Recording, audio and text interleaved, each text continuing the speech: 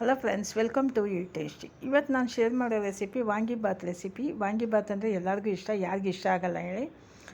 ತುಂಬ ಚೆನ್ನಾಗಿರುತ್ತೆ. ಈ ವಾಂಗಿಬಾತ್ ಗೊಜ್ಜು ಮಾಡಿ ನಾನು ಅನ್ನ ಕಲಿಸಿದ್ದೀನಿ.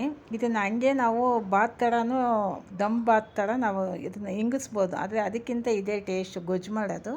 ಇವತ್ತು ನಾನು ಗೊಜ್ಜು ವಾಂಗಿಬಾತ್ ಮಾಡಿದ್ದೀನಿ. ಇದೇ ಮಸಾಲದಲ್ಲಿ ನೀವು ದಮ್ ವಾಂಗಿಬಾತು ಮಾಡ್ಬೋದು, ಆದರೆ ಟೇಸ್ಟ್ ಮಾತ್ರ ಗೊಜ್ಜು ವಾಂಗಿಬಾತೆ. ಇವತ್ತು ನಾನು ಗೊಜ್ಜು ವಾಂಗಿಬಾತ್ ಮಾಡಿದ್ದೀನಿ. ಇದನ್ನು ಹೆಂಗೆ ಮಾಡೋದಂತ ನೋಡ್ಕೊಳ್ಳೋಣ ಬನ್ನಿ ಫ್ರೆಂಡ್ಸ್, ವೀಡಿಯೋಗೆ ಹೋಗೋಣ. ಅದಕ್ಕೂ ಮುಂಚೆ ನಾನು ವೀಡಿಯೋ ಫಸ್ಟ್ ಟೈಮ್ ನೋಡೋದಾದರೆ ಸಬ್ಸ್ಕ್ರೈಬ್ ಮಾಡ್ಕೊಂಡು ನೋಡಿ, ಪಕ್ಕದಲ್ಲಿರೋ ಬೆಲ್ಲೈಕನ್ನ ಪ್ರೆಸ್ ಮಾಡಿ. ನಾನು ಹಾಕೋ ವೀಡಿಯೋ ನಿಮ್ಗೆ ತಕ್ಷಣ ಬರುತ್ತೆ ಫ್ರೆಂಡ್ಸ್.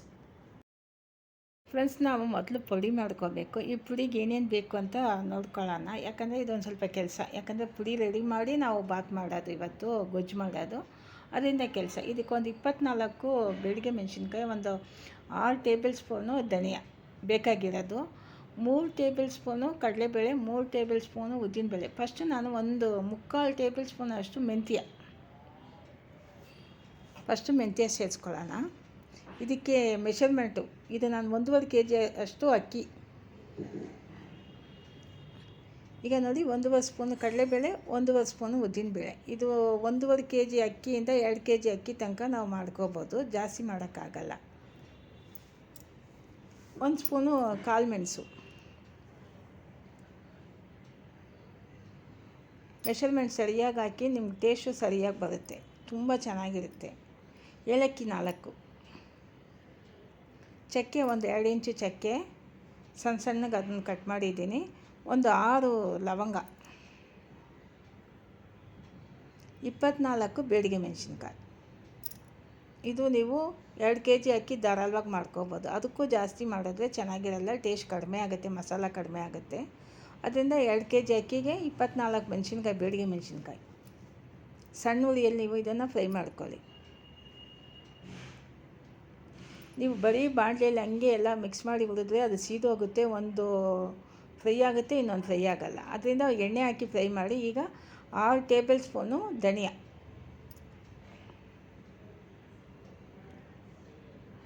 ಟೀ ಸ್ಪೂನಲ್ಲ, ಎಲ್ಲ ನಾನು ಟೇಬಲ್ ಸ್ಪೂನೇ ಹೇಳಿರೋದು, ನೀವು ಟೇಬಲ್ ಸ್ಪೂನಲ್ಲಿ ಅಳತೆ ಮಾಡ್ಕೊಳ್ಳಿ. ಈಗ 1.5 ಟೇಬಲ್ ಸ್ಪೂನಷ್ಟು ಜೀರಿಗೆ, 1.5 ಟೇಬಲ್ ಸ್ಪೂನಷ್ಟು ಗಸಗಸೆ ಟೇಸ್ಟ್ ಚೆನ್ನಾಗಿರುತ್ತೆ, ಘಮ ಚೆನ್ನಾಗಿರುತ್ತೆ. ಅದರಿಂದ ಇದನ್ನು ಸ್ಕಿಪ್ ಮಾಡಬೇಡಿ. ಸ್ಟವ್ನ ಸಿಮ್ಮಲ್ಲಿ ಇಟ್ಬಿಟ್ಟು, ಫುಲ್ ಸಿಮ್ಮಲ್ಲಿ ಇಟ್ಬಿಟ್ಟು ಅರಿಶಿನ ಪುಡಿ ಮತ್ತು ಇಂಗು ಸೇರಿಸ್ಕೊಳ್ಳಿ. ಕರಿಬೇವು ಹಂಗೆ ಸೇರಿಸ್ಕೊಳ್ಳಿ, ಯಾಕಂದರೆ ಬಾಣಲಿಗೆ ಕಾವು ಇರುತ್ತೆ, ಬಿಸಿ ಚೆನ್ನಾಗಿರುತ್ತೆ. ಈಗ ಒಣ ಕೊಬ್ಬರಿ ತುರಿದಿರೋದು, ಒಂದು ಕೊಬ್ಬರಿ, ಸಣ್ಣ ಕೊಬ್ಬರಿ, ಒಂದು ಕೊಬ್ಬರಿ, ಇದನ್ನು ಸೇರಿಸಿ ಸುಮ್ಮನೆ ಒಂದು 2-3 ನಿಮಿಷ ಫ್ರೈ ಮಾಡಿಬಿಟ್ಟು ಸ್ಟವ್ ಆಫ್ ಮಾಡಿಬಿಡೋದು ಅಷ್ಟೇ.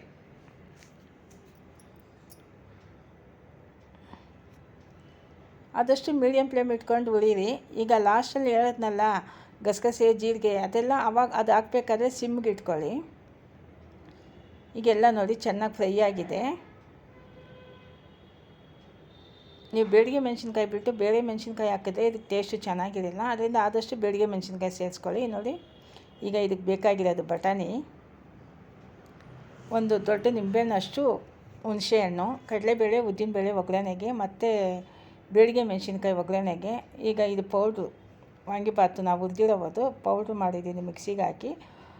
ದಪ್ಪದು ಒಂದು ಕ್ಯಾಪ್ಸಿಕಮ್, ಒಂದು ಅರ್ಧ kg ಅಷ್ಟು ಬಿಳಿ ಬದನೆಕಾಯಿ ಎಲ್ಲ ಕಟ್ ಮಾಡಿ ಇಟ್ಟಿದ್ದೀನಿ ನೋಡಿ. ಬಟಾಣಿ, ಕ್ಯಾಪ್ಸಿಕಮ್ ಮತ್ತು ಬಿಳಿ ಬದನೆಕಾಯಿ. ಇದಕ್ಕೊಂದು 1/4 kg ಅಷ್ಟು ಎಣ್ಣೆ ಸೇರಿಸ್ಕೊಳ್ಳಿ. ಯಾಕಂದರೆ ನಾವು ಅಕ್ಕಿ ಎಷ್ಟು ಸೇರಿಸ್ತೀವೋ ಅದಕ್ಕೆ ತಕ್ಕಂಗೆ 1/4 kgಯಿಂದ ಒಂದು 300-350 ಸೇರಿಸ್ಕೋಬೋದು. ನಾನು 1/4 kgನೇ ಸೇರಿಸಿದ್ದೀನಿ.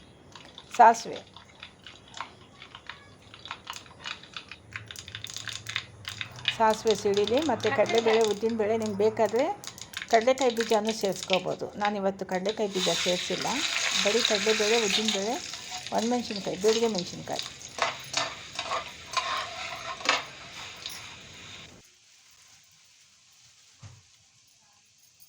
ಈಗ ಕಲರ್ ಚೇಂಜ್ ಆಗ್ತಾಯಿದೆ, ಕರಿಬೇವು ಸೇರಿಸ್ಕೊಳ್ಳಿ.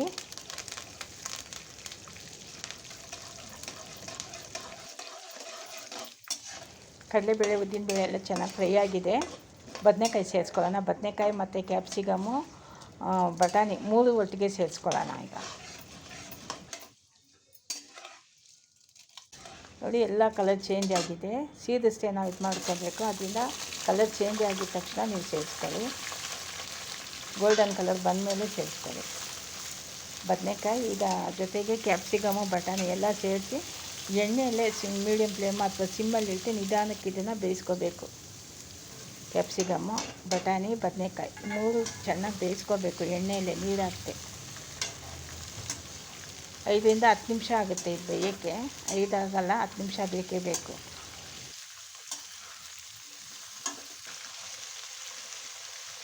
ನೋಡಿ ಎಣ್ಣೆಯಲ್ಲೇ ಫ್ರೈ ಆಗ್ತಾ ಅದು ಕಲರ್ ಚೇಂಜ್ ಆಗುತ್ತೆ. ಒಂದು 10 ನಿಮಿಷ ಬೇಕೇ ಬೇಕು ಇದಕ್ಕೆ. ಈಗ ಅರಿಶಿನ ಪುಡಿ ಒಂದು ಸ್ವಲ್ಪ ಸೇರಿಸ್ಕೊಳ್ಳೋಣ. ನಾವು ಎಣ್ಣೆಯಲ್ಲಿ ಅರಿಶಿನ ಪುಡಿ ಸೇರಿಸಿದ್ರೆ ಕಲರ್ ಚೇಂಜ್ ಆಗುತ್ತೆ, ತುಂಬ ಚೆನ್ನಾಗಿರುತ್ತೆ ಆ ಕಲರು. ರುಚಿಗೆ ತಕ್ಕಷ್ಟು ಉಪ್ಪು ಸೇರಿಸ್ಕೊಳ್ಳಿ. ನಾನು ಪುಡಿ ಉಪ್ಪು ಸೇರಿಸ್ತಾ ಇದ್ದೀನಿ. ಇದು ಒಂದು 3/4 ಭಾಗ ಬೆಂದಮೇಲೆ ಹುಣಸೆಹಣ್ಣು ಕಿವುಚ್ಕೋಬೇಕು. ಹುಣಸೆಹಣ್ಣು ಹಾಕಿ ತುಂಬ ಹೊತ್ತು ಬಿಡೋಲ್ಲ, ಬೇಗ ಇದು ಮಾಡಿಬಿಡ್ತೀವಿ. ನೋಡಿ ಈಗ ಒಂದು ಅರ್ಧ ಬೆಂದಿದೆ, ಇನ್ನೊಂದು ಸ್ವಲ್ಪ ಹೊತ್ತು ಹೋಗಬೇಕು. ಆವಾಗ ಹುಣಸೆಹಣ್ಣು ಕಿವುಚ್ಕೊಂಡು ರೆಡಿಯಾಗಿ ಇಟ್ಕೊಂಡ್ರೆ ನಾವು ಹುಣಸೆಹಣ್ಣು ಹಾಕಿ ಒಂದು 5 ನಿಮಿಷಕ್ಕೆಲ್ಲ ಗೊಜ್ಜು ರೆಡಿ ಆಗುತ್ತೆ. ಆಮೇಲೆ ಪೌಡ್ರ್ ಹಾಕಿದ್ರೆ ಆಗುತ್ತೆ. ಇದಕ್ಕೊಂದು ಸ್ವಲ್ಪ ಎಣ್ಣೆ ಧಾರಾಳವಾಗಿ ಬಿಡಬೇಕು. ನೀವು ಅಕ್ಕಿ ಎಷ್ಟು ಹಾಕ್ತೀರೋ ಅದಕ್ಕೆ ತಕ್ಕಂಗೆ ನೀವು ಎಣ್ಣೆನೂ ಬಿಡಬೇಕು. ಬೆಂದಿದೆ. ಈಗ ಹುಣಸೆಹಣ್ಣು ಒಂದು ಸ್ವಲ್ಪ ನೆನೆ ಹಾಕಿದ್ನಲ್ಲ, ಒಂದು ನಿಂಬೆಹಣ್ಣಷ್ಟು ಅದನ್ನು ಕಿವುಚ್ಕೊಂಡು ಅದನ್ನು ಸೇರಿಸ್ಕೊಳ್ಳೋಣ. ಆದಷ್ಟು ಗಟ್ಟಿಯಾಗಿ ಕಿವುಚ್ಕೊಳ್ಳಿ, ನೀರು ಹಾಕೋಕ್ಕೆ ಹೋಗಬೇಡಿ. ತುಂಬ ನೀವು ನೀರು ಸೇರಿಸಿದ್ರೆ ಅದನ್ನು ಹಿಂಗಿಸ್ಬೇಕು. ಈಗ ಆಲ್ರೆಡಿ ತರಕಾರಿ ಎಲ್ಲ ಬೆಂದಿದೆ, ಅದರಿಂದ ಗಟ್ಟಿಯಾಗಿದ್ದರೆ ಬೇಗ ರೆಡಿ ಆಗುತ್ತೆ. ನೋಡಿ ನಾನು ಗಟ್ಟಿಯಾಗಿ ಒಂದೇ ಸತಿ ಎಲ್ಲ ಕಿವುಚಿದ್ದೀನಿ.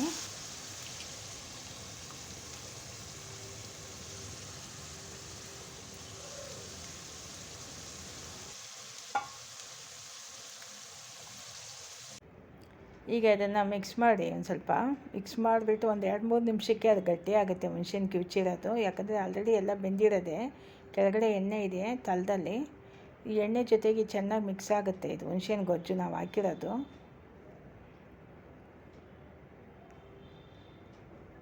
ಬೆಲ್ಲ ಒಂದು ಸ್ವಲ್ಪ ಸೇರಿಸ್ಕೊಳ್ಳಿ.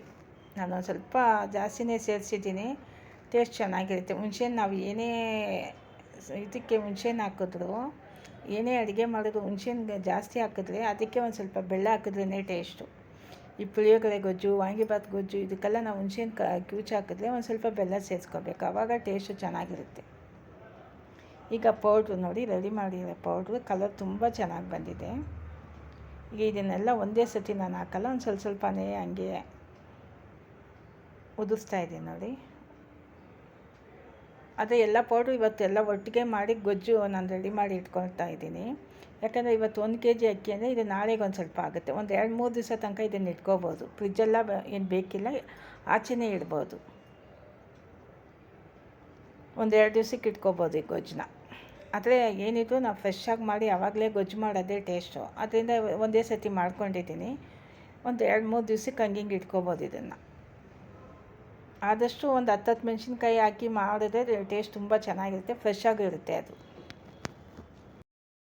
ನೋಡಿ ಹುಣಸೆಹಣ್ಣು ಹಾಕಿ ಒಂದು 5 ನಿಮಿಷ ಮತ್ತು ಮಸಾಲ ಪೌಡ್ರ್ ಹಾಕಿ ಒಂದು 2-3 ನಿಮಿಷ ಅಷ್ಟೇ, ರೆಡಿ ಆಯಿತು. ಈಗ ಸ್ಟವ್ ಆಫ್ ಮಾಡಿಬಿಟ್ಟು ನಿಮ್ಗೆ ಎಷ್ಟು ಗೊಜ್ಜು ಬೇಕೋ ಅಷ್ಟು ನೀವು ಆ ಬಾಣಲಿಯಲ್ಲಿ ಇಟ್ಕೊಂಡು ಮಿಕ್ಕಿದ್ದು ಒಂದು ಪಾತ್ರೆಗೆ ಎತ್ತಿಟ್ಕೊಳ್ಳಿ. ನಾನೀಗ ಎಷ್ಟು ಕಲಿಸ್ತೀನೋ ಅದಕ್ಕೆ ತಕ್ಕಂಗೆ ಗೊಜ್ಜು ಇಟ್ಕೊಂಡಿದ್ದೀನಿ ಬಾಣಲಿಯಲ್ಲಿ.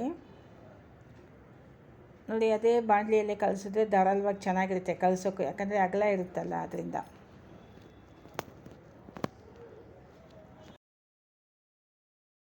ವಾಂಗಿಬಾತು ಘಮ ತುಂಬ ಚೆನ್ನಾಗಿ ಬರ್ತಾಯಿದೆ. ಪೌಡ್ರ್ ಮಾಡಬೇಕಾದ್ರೆ ಅದು ಗೊತ್ತಾಗ್ಬಿಡುತ್ತೆ ಟೇಸ್ಟ್ ಚೆನ್ನಾಗಿರುತ್ತೆ ಅಂತ. ಸ್ಮೆಲ್ಲು ಅಷ್ಟು ಚೆನ್ನಾಗಿದೆ. ಕೊಬ್ಬರಿ ಎಲ್ಲ ಹಾಕಿ ಎಲ್ಲ ಮಾಡಿದ್ದೀವಲ್ಲ, ಕಲರು ತುಂಬ ಚೆನ್ನಾಗಿ ಬಂದಿದೆ. ಆದಷ್ಟು ನೀವು ಅನ್ನ ಮಾಡಬೇಕಾದ್ರೆ ಒಂದು ಸ್ಪೂನ್ ಎಣ್ಣೆ ಬಿಟ್ಟು ಅನ್ನ ಮಾಡಿ. ಬೇಯಿಸ್ಬೇಕಾದ್ರೆ ನೋಡ್ಕೊಂಡು ಬೇಯಿಸ್ಕೋಬೇಕು, ತುಂಬ ಬೇಯಿಸೋಕ್ಕೆ ಹೋಗಬೇಡಿ. ಅನ್ನನ ಅಗ್ಲಗ್ಲಾಗಿದ್ರೇ ವಾಂಗಿಬಾತು ಟೇಸ್ಟು ಚೆನ್ನಾಗಿರೋದು. ನೀವು ಏನೇ ಗೊಜ್ಜು ಚೆನ್ನಾಗಿದ್ರು ಅನ್ನ ಚೆನ್ನಾಗಿರಬೇಕು. ಅಂದರೆ ಅನ್ನ ತುಂಬ ಬೇಯಿಸ್ಬಿಟ್ರೆ ಟೇಸ್ಟ್ ಇರೋಲ್ಲ. ಅದರಿಂದ ಆದಷ್ಟು ನೀವು ನೋಡಿಕೊಂಡು ಅಂಟದೇ ಇರಬೇಕು, ಅನ್ನ ಒಂದಕ್ಕೊಂದು ಅಂಟದೇ ಮಾಡ್ಕೊಳ್ಳಿ, ಚೆನ್ನಾಗಿರುತ್ತೆ. ಅದಕ್ಕೆ ಎಣ್ಣೆ ಒಂದು ಸ್ಪೂನ್ ಎಣ್ಣೆ ಬಿಟ್ಟರೆ ಅಂಟಲ್ಲ. ಇನ್ನೊಂದು ನೀವು ಬೇಯಿಸೋದು ಮುಖ್ಯ. ಅನ್ನ ಮಾಡಬೇಕಾದ್ರೆ ಅಗ್ಲಗ್ಲಾಗಿ ಮಾಡ್ಕೊಳ್ಳಿ, ಚೆನ್ನಾಗಿರುತ್ತೆ. ಫ್ರೆಂಡ್ಸ್ ತುಂಬ ಚೆನ್ನಾಗಿ ರೆಡಿಯಾಗಿದೆ. ಪೌಡ್ರು ಫ್ರೆಶ್ಶಾಗಿ ಮಾಡಿರೋದ್ರಿಂದ ವಾಸನೆಯೂ ತುಂಬ ಚೆನ್ನಾಗಿದೆ, ಟೇಸ್ಟು ತುಂಬ ಚೆನ್ನಾಗಿ ಬಂದಿತ್ತು. ನಿಮಗೆ ಈ ವಿಡಿಯೋ ಇಷ್ಟ ಆದರೆ ಶೇರ್ ಮಾಡಿ, ಲೈಕ್ ಮಾಡಿ, ಸಬ್ಸ್ಕ್ರೈಬ್ ಮಾಡಿ. ಮುಂದಿನ ವಿಡಿಯೋದಲ್ಲಿ ನೋಡೋಣ.